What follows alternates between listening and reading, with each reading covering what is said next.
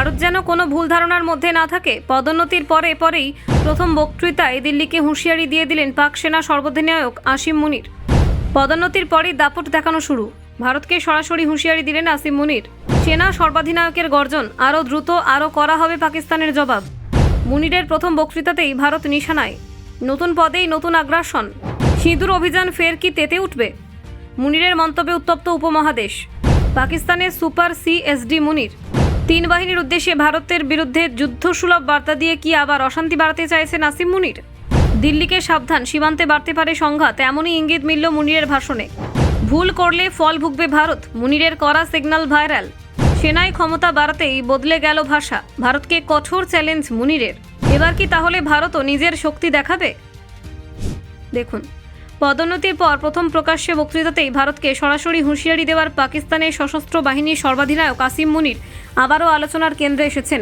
নতুন দায়িত্ব নেওয়ার পর এই বক্তব্য পাকিস্তান সেনার ভবিষ্যৎ কৌশলের ইঙ্গিত বলেই মনে করছেন আন্তর্জাতিক পর্যবেক্ষকরা।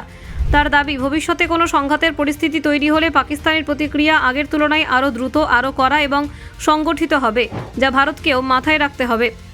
মুনির গত মাসেই স্থলবাহিনীর প্রধান থেকে উন্নীত হয়ে সেনা সর্বাধিনায়ক পদে বসেন। এই পদটি আসলে পাকিস্তানের ইতিহাসে একেবারেই নতুন, কারণ দীর্ঘদিন ধরে দেশটির সংবিধানে তিন বাহিনীর ওপর কোনো একক সামরিক প্রধানের অস্তিত্ব ছিল না। কিন্তু মুনিরের ক্রমবর্ধমান প্রভাব ও ক্ষমতা বিবেচনায় পাকিস্তান পার্লামেন্ট বিশেষভাবে একটি নয়া পদ সৃষ্টির জন্য সংবিধান সংশোধন বিল পাস করে। ফলে ফিল্ড মার্শাল মর্যাদায় উন্নীত হয়ে পাকিস্তানের তিন বাহিনীকে নেতৃত্ব দেওয়ার দায়িত্ব এখন তার কাঁধে। নতুন দায়িত্ব নেওয়ার পর প্রথম বক্তৃতায় তিনি পাকিস্তান সেনার তিন শাখাকে উদ্দেশ্য করে বক্তব্য রাখেন। সেই বক্তব্যেই তিনি ভারতকে কড়া সতর্কবার্তা দেন। তার কথায়, ভারতের কোনো ভুল ধারণা থাকা উচিত নয়, কারণ এবার পাকিস্তান কোনো উস্কানি বা হামলার জবাবে আগের তুলনায় অনেক শক্তিশালী প্রতিক্রিয়া জানাবে। 2019 সালে সিঁদুর অভিযানের সময় পাকিস্তান বড় ধাক্কা খেয়েছিল। একথাও পরোক্ষভাবে তুলে ধরেন তিনি। ভারতীয় বায়ুসেনার আঘাত এবং ব্রাহ্মস ক্ষেপণাস্ত্রের সক্ষমতা গোটা বিশ্ব দেখেছে। সেই অভিজ্ঞতায় পাকিস্তানের সামরিক নেতৃত্বকে আরও সংবেদনশীল করেছে, যা মুনিরের বক্তৃতায় স্পষ্ট। ভারতীয় সেনার সাম্প্রতিক মন্তব্য পরিস্থিতিকে আরও উত্তপ্ত করেছে। সেনাপ্রধান উপেন্দ্র দ্বিবেদী ইতিমধ্যেই জানিয়েছেন যে অপারেশন সিঁদুর 2.0-র জন্য সেনা পুরোপুরি প্রস্তুত। সিঁদুর 1 থেকে পাওয়া শিক্ষা এবং অভিজ্ঞতা দ্বিতীয় পর্বকে আরও কার্যকরী করে তুলবে।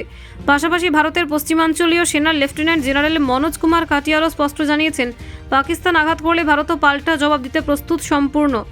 তার মতে, দ্বিতীয় সিঁদুর অভিযান প্রথম অভিযানের তুলনায় আরও বিধ্বংসী হবে এবং পাকিস্তানের সামরিক পরিকাঠামো গভীরভাবে ক্ষতিগ্রস্ত হতে পারে। বিএসএফও সম্প্রতি জানিয়েছে, প্রয়োজনে সিঁদুর 2 এর প্রস্তুতি রয়েছে তাদেরও।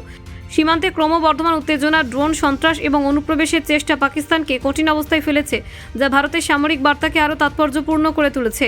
এমন অবস্থায় পাকিস্তানের সেনা সর্বাধিনায়কের ভারত বিরোধী মন্তব্য বিশেষ গুরুত্ব বহন করে।